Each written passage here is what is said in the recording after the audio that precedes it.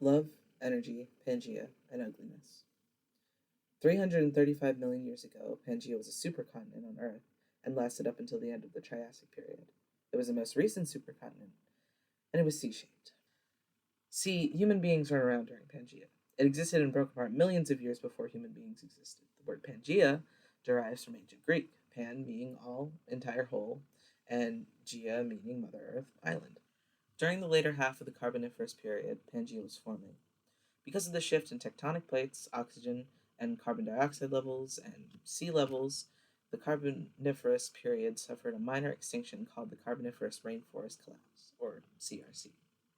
The shift in environment and climate changed, and perhaps the plant and animal life suffered punishment for their biblical level of oxygen fueled gluttony via the extinction event. I'm kidding. I never graduated higher than 8th grade, but I've always took an interest in prehistoric life, even if through an uneducated and ignorant lens.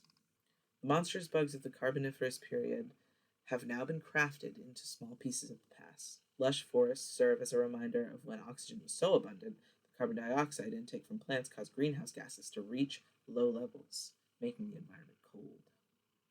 Now it's hard to catch a breath of fresh air, and heat waves devastate. Where would we be without breathtaking heat? The fire that burns within us, I mean. 1 John 4:8 states, God is love. And I agree. But I was never a fan of the burning, shaking fury of God's fist. How could a person possibly bridge the gap between fire of vengeance and fire of love? I see love as movement, verb, energy. It's inside, it's outside, it's all around, it's hip, and it's what's happening. Kind of like the law of conservation of energy. It can't be destroyed, and it can't be created, only converted. And we all know energy runs through us all, so by all accounts, love should run through us too, right?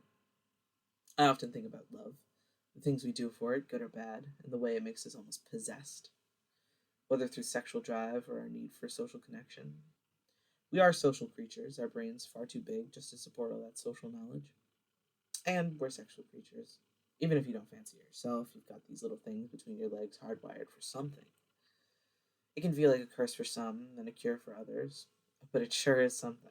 It's energy. All those nerves sending shocks of signals to your brain, lighting up like street lamps. It can gross people out. Some people find the human body disgusting, ugly. But I can't help but disagree. Little feats of evolution and engineering prove we've worked our hardest to get these bodies, even if they're ugly or odd, embarrassing. 60 some odd million years of primate evolution.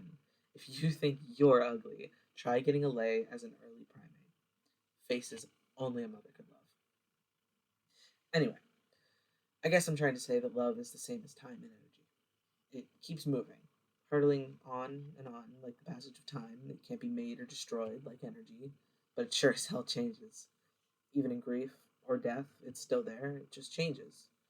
Grief is love with nowhere to go. Death is when all the love pours down a storm drain. Sometimes you have to die, in one way or another, to let the grief transform. Stagnation is the only absence I can think of. Lacking verb, lacking love, and lacking humanity. The human condition can't exist without our human experiences. Duh. Pangaea, at least to me, is a symbol of change, of destruction and creation, and connection. Death and all the mysteries of lost life we'll never know, and all the beauties it offered as it formed and dispersed. It's better to swim, or even drown, than to stay in a swamp until it's all dried up.